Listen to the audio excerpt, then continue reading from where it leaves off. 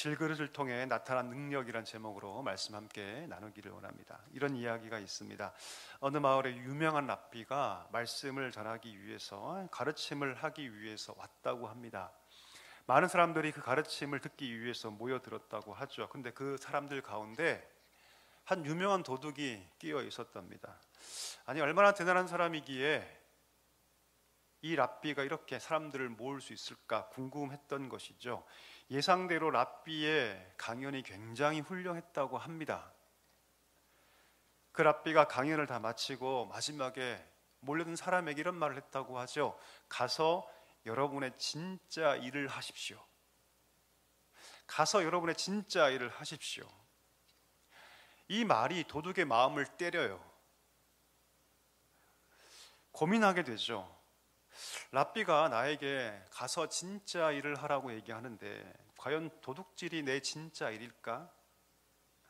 도둑질은 내가 먹고 살기 위해서, 그것도 남을 속여가면서 남의 것을 강탈하면서 하는 일이지 자기의 진짜 일은 아니다 라고 생각하게 됩니다. 고민 끝에 그 도둑질을 포기하게 되었다는 이야기가 있습니다.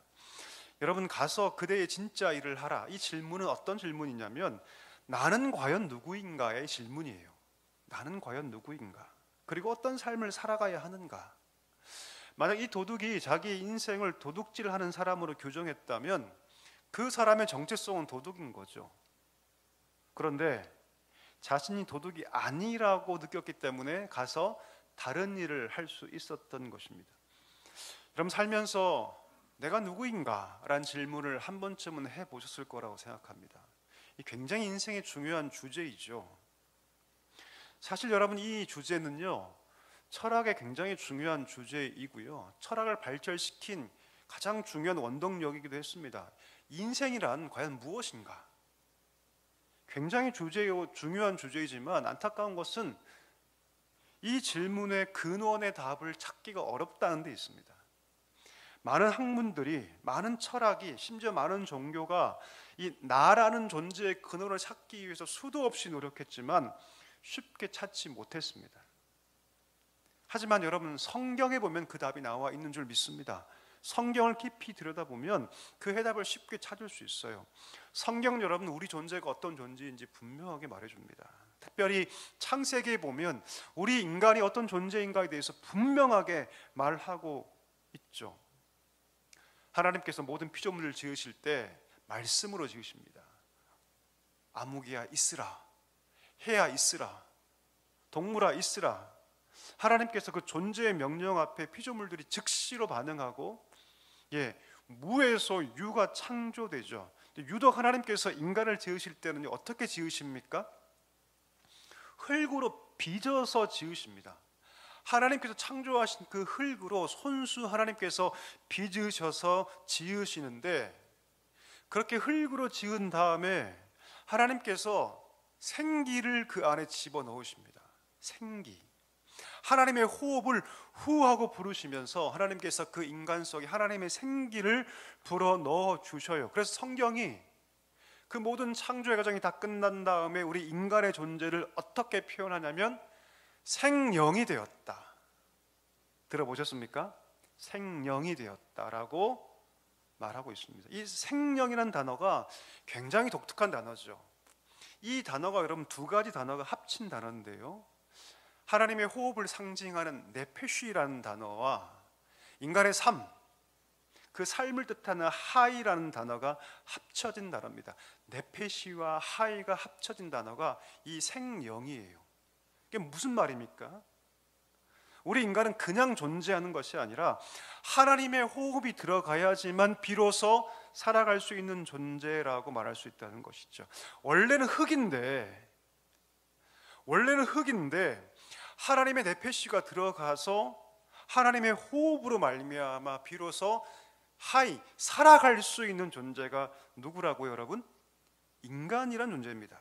바꿔 얘기하면 하나님의 호흡이 없으면, 하나님의 영이 그 안에 존재하지 않으면 살아갈 수 없는 존재, 하나님의 네페시가 없으면 그저 흙인 존재가 인간이란 존재입니다. 그러니 여러분, 어떤 피조물보다도 절대적으로 하나님께 의지해야 할 존재가 누굽니까? 우리 인간이에요. 하나님의 호흡이 없으면 살아갈 수 없는 존재가 인간이기 때문이죠. 그래서 하나님께서 첫사람을 지을 때 그 사람이 이름을 뭐라고 지으시냐면 아담이라고 지으세요. 뜻이 뭔지 아십니까? 분토, 먼지란 뜻이에요. 먼지란 뜻입니다. 여러분, 좋은 이름 뜻 많이 있는데 왜 하필 하나님께서 첫사람 이름을 아담이라고 지으실까요? 왜 먼지다, 분토라고 하나님께서 지으실까요? 우리가 흙이라는 거예요, 여러분. 우리 인간은 흙이다. 그런데 그 흙 안에 뭐가 들어있다? 하나님의 네페시, 하나님의 호흡이 들어있다는 뜻이죠. 하나님의 호흡이 그 안에 임하면 우린 비록 흙이지만, 아담이지만, 그러나 하나님의 호흡 때문에 어떤 피조물보다 뛰어난 자가 되고, 심지어 하나님께 위임받아 세상을 다스리고 통치하는 하나님의 사명을 감당하는 존재가 되는 게 바로 우리 인간입니다. 오늘 본문에 보니까 그런 특징을 잘 보여준 한 단어가 등장하는데 바로 질그릇이라는 단어입니다. 질그릇. 나는 누구인가? 성도가 누구인가? 성경은 뭐라고 얘기하냐면 우리가 다 질그릇이다 라고 얘기합니다. 여러분, 질그릇은요, 금그릇도 아니고 은그릇도 아니고 놋그릇도 아닙니다. 질그릇은 뭐로 만들어지냐면 흙으로 만들어진 그릇이에요. 질그릇은 여러분, 그 흙이란 특성 때문에 어떤 특성을 가지냐면 쉽게 깨집니다. 쉽게 상처받죠. 쉽게 무너지죠. 그리고 가치가 별로 없어요, 여러분, 사실. 왜냐하면 흙 그릇이기 때문입니다. 가장 싼 그릇이죠. 이 질그릇은 우리 인간을 대표하는데, 우리 인간이 가지고 있는 그 상처받고 낙담하고 쉽게 무너지고 좌절하고 심지어 쉽게 버려질 수 있는 인간의 약함을 이 질그릇이 잘 보여주고 있다는 것이죠. 여러분, 우리 삶을 한번 돌아볼 수 있기를 원합니다. 여러분, 우리 삶이 잘 깨지고 잘 부서지는 질그릇 아닙니까?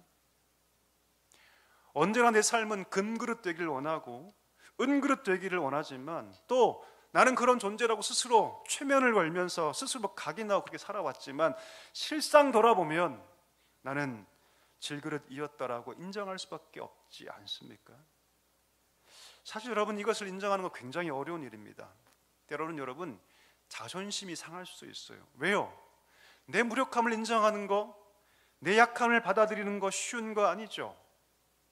그렇게 살고 싶지 않기 위해서 열심히 공부했고, 그런 취급당하지 않기 위해서 내가 열심히 돈 벌었고, 내가 그런 취급당하지 않기 위해서 안간힘을 쓰고 살려왔는데, 발버둥치며 살아왔는데, 나 누군가에게 깨진 모습 보이고 싶지 않아서 그렇게 노력하며 살아왔는데, 내가 지난 삶을 돌아보니까 난 질그릇이었구나, 이것을 인정할 수밖에 없다는 것이죠.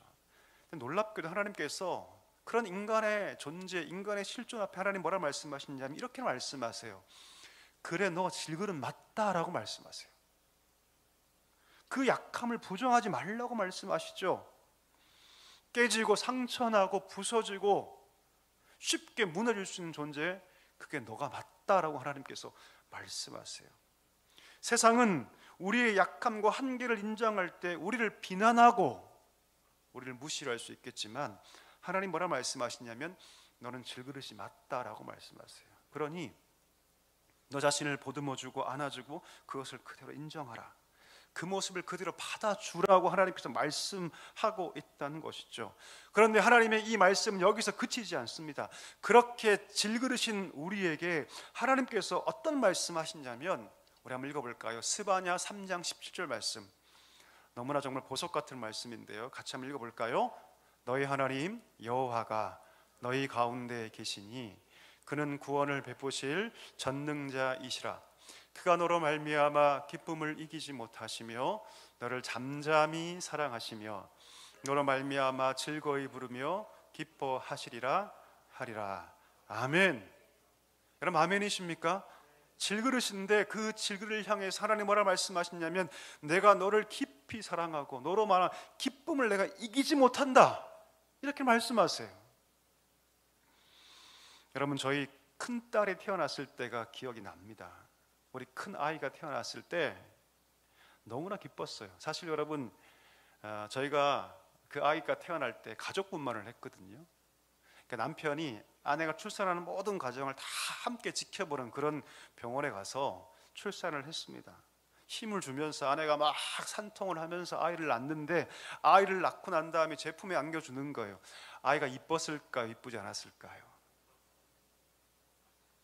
예, 저는 외계인을 한 번도 본 적 없지만 외계인 같았어요. 머리가 뾰족했고요. 예, 진짜 머리가 뾰족하더라고요. 처음에 나온다고 힘들었나 봐요, 여러분.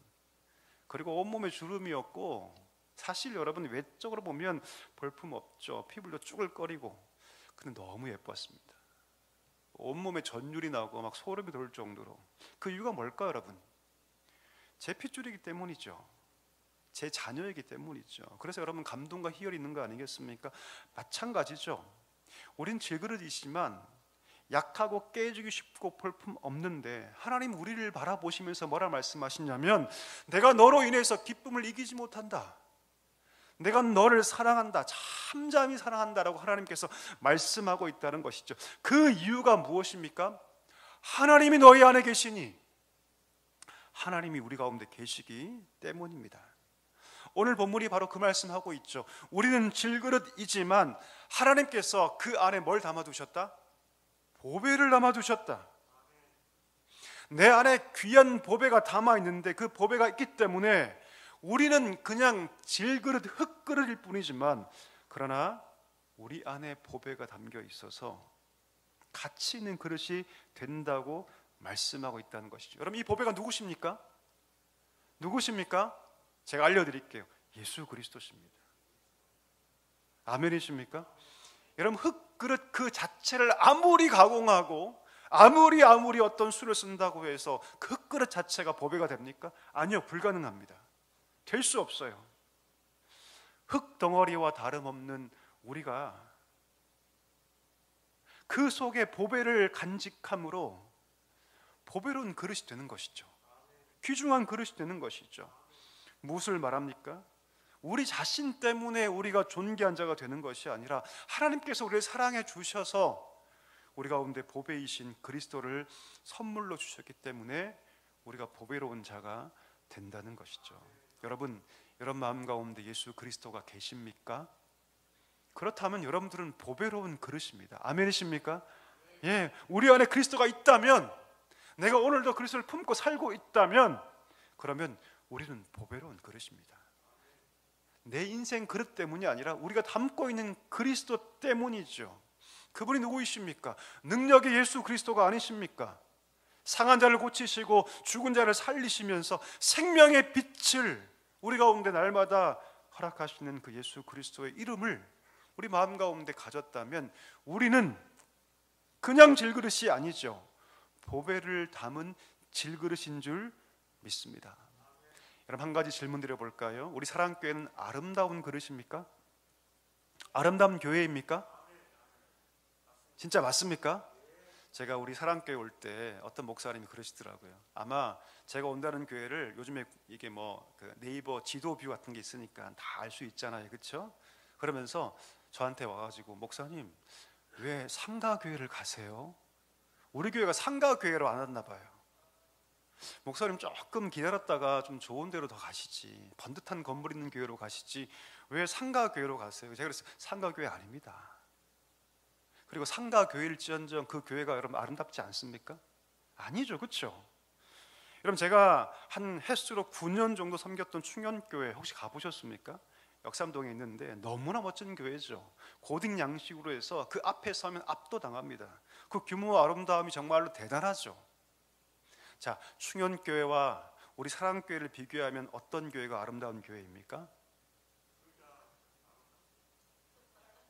라고 말씀하시지만, 외관으로 따지면 충현교회 이길 수 있는 교회가 사실 없죠. 하지만 사랑교회는 아름다운 교회입니다. 왜 그렇습니까? 건물 때문입니까? 아니요, 그렇지 않습니다. 왜 아름답습니까? 제 그릇처럼 겉으로 볼 때는 큰 차이가 없어 보일지 몰라도 그리스도가 우리 안에 계시기 때문에 그 교회가 아름다운 것이죠. 이거 꼭 기억하셔야 됩니다. 내가 왜 아름답습니까, 여러분? 내가 아름다운 게 아니라 내 안에 그리스도가 계시기 때문에 하나님께서 우리를 바라보실 때 아름답다라고 바라보시면 이게 보배롭다고 말씀하는 것이죠. 혹시 여러분 지난 삶을 돌이켜보면서 우리 마음 가운데 나는 왜 이렇게밖에 살지 못할까? 왜 이 정도밖에 되지 않을까?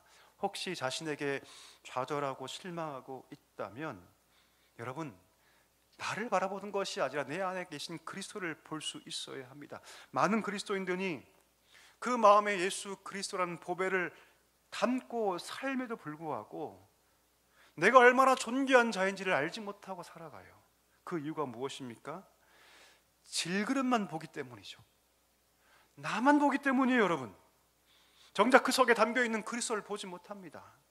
지금까지 내가 잘 되어야지만 하나님께 영광이 된다고 생각했습니다. 시험에 합격하면 하나님께 영광이 될 것이다. 좋은 직장에 취직하면 하나님께 영광이 될 것이다. 내가 사업에 성공하고 부자가 되면 하나님께 영광이 될 것이다. 높은 자리에 오르면 하나님께 영광이 될 것이다.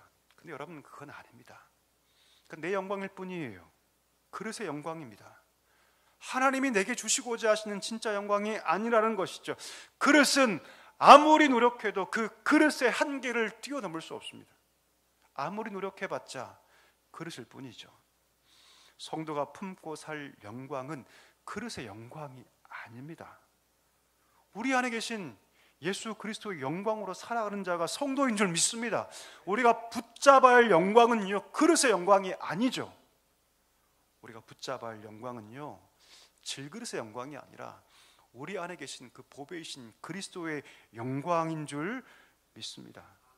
혹시 여러분 가운데 우리 안에 많은 좌절과 무력함들이 있거든 나를 바라보지 말고 여러분, 내 안에 그리스도를 바라볼 수 있게 되기를 축복합니다. 내 안에 주님이 계시는구나. 나는 질그릇이고 아담이고 그냥 흙일 뿐이지만 하나님 나를 사랑해 주셔서 내 안에 보배이신 그리스도를 담아 주셨구나. 이 사실을 알 때 내가 존귀하게 여겨지게 됩니다. 놀라운 사실은 무엇인 줄 아십니까? 자신을 질그릇이라고 고백하는 자를 하나님이 쓰신다는 거예요. 놀랍지 않습니까? 세상은 금그릇 쓰고 세상은 은그릇을 쓰고 세상은 화려한 그릇을 쓰겠지만 하나님은요, 질그릇을 쓰세요. 놀랍죠? 모세를 보십시오. 40년 동안 애굽의 왕자로서 최고의 학문과 기술을 배웁니다. 그가 혈기등등해서 사람을 죽이지 않습니까? 결국 살인자가 되어서 광야로 도망칩니다. 40년 동안 그곳에서 그가 무엇을 배웁니까? 내가 질그릇이구나. 내가 질그릇이구나. 하나님께서 그를 부르셨을 때 그가 뭐라고 얘기합니까? 하나님, 내가 누구이기에 내가 바로에게 갈 것이며 내가 누구이기에 이스라엘을 인도할 수 있겠습니까? 이 무슨 말입니까? 하나님, 저는 질그릇입니다 라는 뜻이에요. 나는 질그릇입니다. 나는 쓰임받을 수 없습니다. 그때 하나님께서 뭐라 말씀하십니까? 내가 안다. 하지만 내가 너와 함께 할 것이다. 여러분, 내가 질그릇인 것을 아는 사람들은요, 이게 가장 기쁜 소리예요. 왜요? 질그릇은 할 수 있는 게 별로 없거든요. 근데 하나님이 함께 하시고 그 안에 그리스도가 계시면 어떤 것도 할 수 있는 그릇이 됩니다. 우리 8절 9절 한번 읽어볼까요? 우리 자막 보시고 8절 9절 한번 읽어보겠습니다. 우리가 사방으로 우겨쌈을 당하여도 쌓이지 아니하며 답답한 일을 당하여도 낙심하지 아니하며, 다음 페이지 9절, 박해를 받아도 버림받지 아니하며 거꾸로 뜨림을 당하여도 망하지 아니하고, 할렐루야.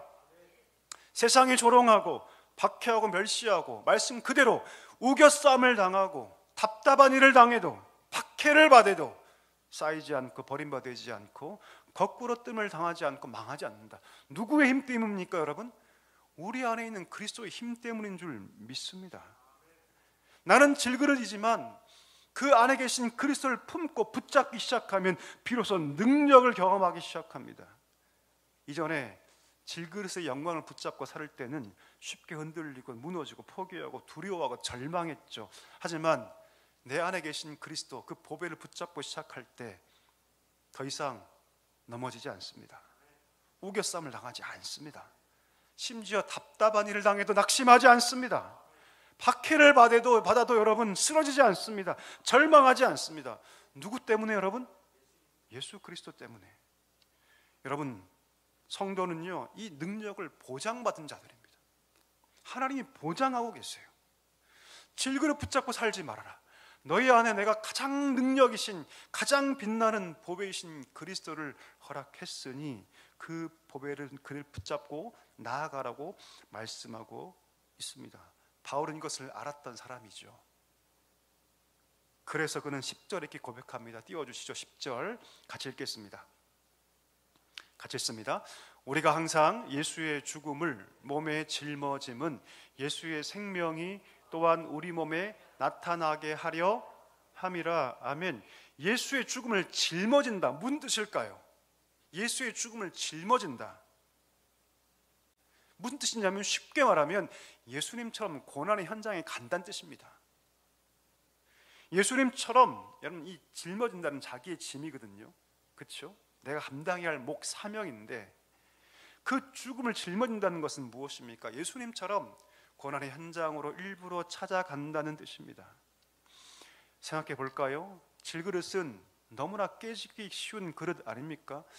되도록이면 위험한 곳 가지 말아야 하는 그릇 아닙니까? 그런데 바울은요, 보배를 담고 있는 질그릇이 어떤 능력을 경험할 수 있는지를 알고 있었습니다. 그 능력은 무슨 능력입니까? 생명의 능력이었습니다. 구원의 능력이었죠. 죄와 사망을 이기는 능력이었죠. 그 능력을 그가 알고 있었기 때문에 예수님의 죽으심을 짊어지고 그는 어디라도 갑니다. 담대하게 갑니다. 주저하지 않죠. 그리고 그 현장에서 비로소 질그릇의 능력이 아니라 그 안에 있는 그리스도의 능력을 경험하기 시작했던 것입니다.